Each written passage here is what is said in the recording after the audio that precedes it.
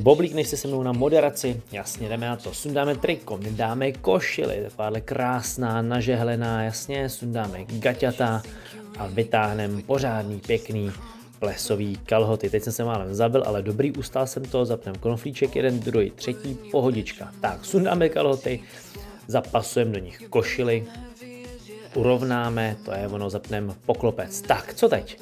No jasně, manžetový knoflíčky, to je vždycky největší problém, tady na videu to vypadá, že to mám raz, dva, ale ve finále jsem se s tím zmrcasil asi tak 30 minut. Tak a tady máme takovýhle jako knoflíky přímo do té košile, vypadají parádně, luxusně, jeden, druhý, třetí, čtvrtý, fajn.